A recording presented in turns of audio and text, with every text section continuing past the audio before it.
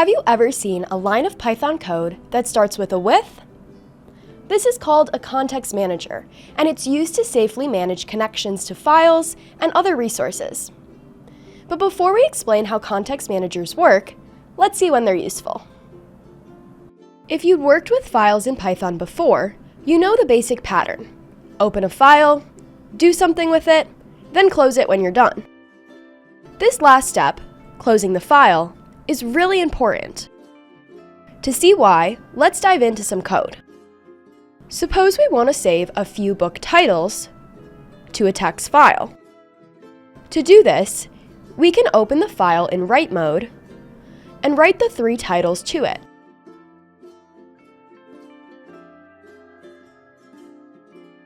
At this point, if we run the code in a notebook, the books.txt file is created. But when we open it, the file is empty even though Python executed 3 write statements. That's because Python doesn't write changes to the file right away. Instead, Python holds the changes in a memory buffer. That's why calling close is important. By calling close, we're telling Python to push those changes from the buffer to the file. Running the code and opening the file, we now see all 3 book titles. That's fine, but there's a few problems with calling close like this. The first problem is that it's easy to forget. But that's not the only issue. Even when we do remember, unexpected errors in our code can cause unexpected results in our files. For example, suppose that we have a line of code after the first 2 write statements that causes an error. Now when we run the code, Python throws an error on this line and stops executing the program immediately. This means that close never runs, and the titles we wrote remain in the buffer. Switching to books.txt, we can confirm that none of the titles were written. Okay, so losing changes like this when our program has an error is not ideal. Luckily, these problems are exactly what context managers are designed to handle. Essentially, context managers call close for you automatically, and they do it even when an error occurs. To see how context managers compare with manually closing files, let's use one in a new cell. We create a context manager starting with the keyword with. We follow this keyword with the same open call as before. But unlike our previous code, to use the file connection that the open call returns, we won't assign it to a variable using equals. Instead, we use a different syntax, as file, to give a name to the connection. This way of giving a name to an object is called contextual aliasing, as opposed to variable assignment. The reason for the difference in syntax is a bit too technical for this video. For our purposes, just know that within the context manager, we can use the file name like we'd use the file variable before. Finally, we end the line with a colon. Indented under the with statement, we'll write all of our file operations.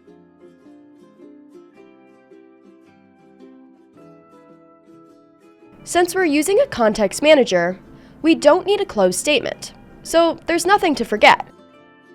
When we run the code, the titles are written to the file as expected. Python handled closing the file for us. And if our code contains the same error as before, and we run it, the titles written before the error appear in the file. That's the power of context managers. They allow you to write cleaner, safer code without having to think about cleanup. Great! Now that we know how to safely open a single file, let's do something a little more advanced. In practice, we often want to read some data from a file, manipulate it in our Python program, and write the output to another file. For example, let's say we have a file of book titles that we want to read, sort in alphabetical order, and output the sorted titles to another file. To do this, we need to have 2 files open at the same time, books.txt to read from, and catalog.txt to write to. To implement this in code, your first instinct might be to nest two with blocks, one inside the other. The outer block opens the books.txt input file, and the inner block opens the catalog.txt output file. Inside the innermost indented sections, we do all the work to read the book titles, sort them, and write them to the output file. Before we run the code, let's add some more books to our books.txt file to make it more interesting.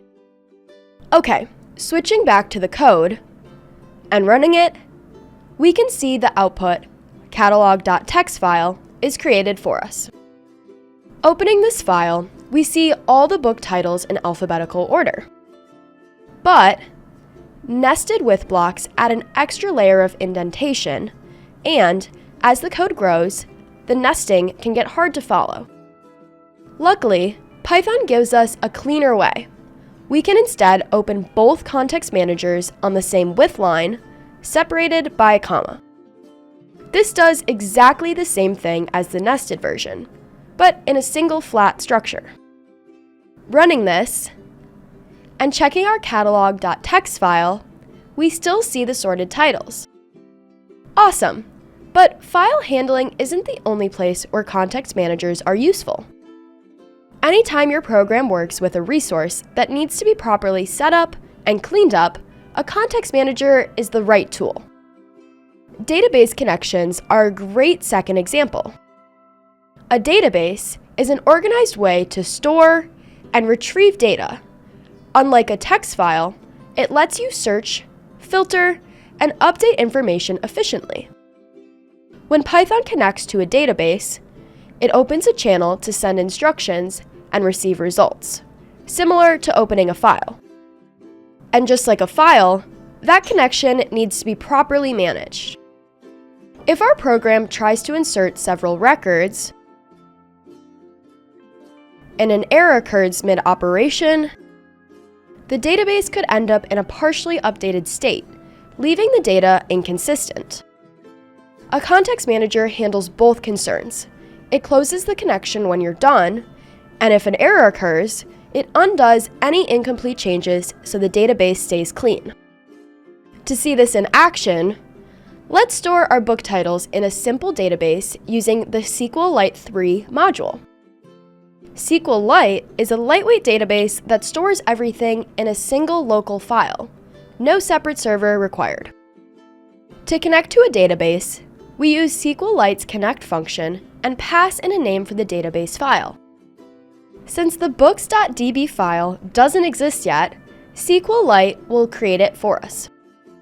Next, to manage this connection using a context manager, we write with before it, just like we did with files.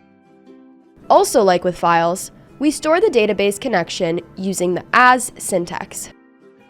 Using this connection, we call the cursor method.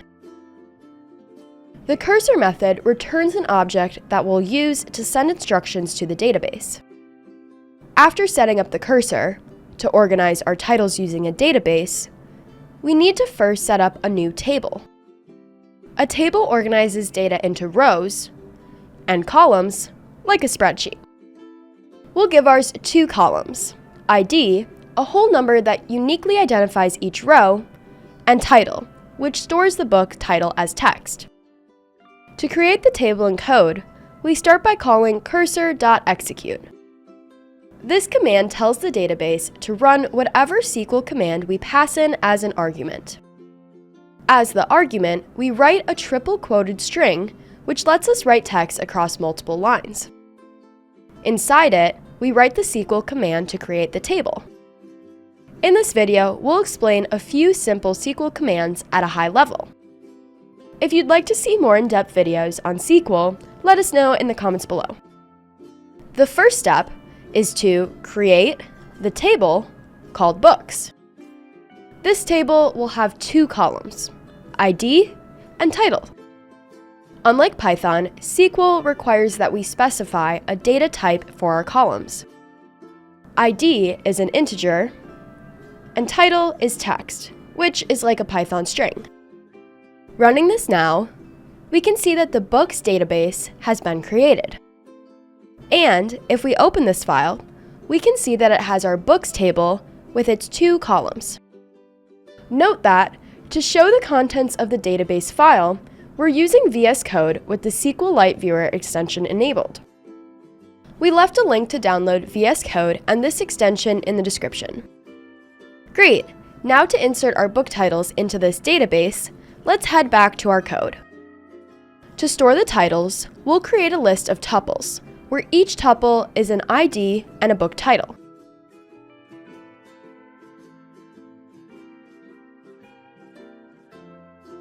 Then, for each tuple in the titles list, we call cursor.execute with an insert command. To add a new row with the current loop iterations ID and title, we write values followed by 2 question marks. The 2 question mark placeholders are filled in by the values we pass as the second argument. ID into the first question mark spot and title into the second. Using question mark placeholders instead of inserting values directly is the safe way to write SQL. It protects against a common security vulnerability called SQL injection. Great, we're almost there. But before we can run this, we need to add if not exists after our create table command so that Python doesn't throw an error when attempting to create a table that already exists. When we run this code, Python will collect each of the insert commands and write them to the database only when the with block exits. Now running the code and opening the database, we see that the books are added successfully. Awesome, we've covered a lot in this video. Let's quickly recap what we've covered. When writing to files, Python holds data in a memory buffer until close flushes it to disk. So skipping that call, especially when an error occurs, means that your data might never be saved. Context managers, using the with keyword, handle cleanup automatically, whether the block exits normally or because of an error, which makes your programs more robust. When you need to work with 2 resources at the same time, you can combine them on a single with line using a comma instead of nesting. And context managers aren't limited to files. They work anywhere you need guaranteed cleanup, including database connections, where they handle committing or rolling back changes automatically. If you want to practice what you've learned, check out the exercise notebook linked in the description. And for a deeper look at reading and writing files in Python, we have a full video on that linked in the description as well. We're working on lots more Python explainer videos like this one, so be sure to subscribe so that you don't miss out. If you have any questions or topics that you'd like to learn about, let us know in the comments below. We'd love to hear from you. Thanks for watching!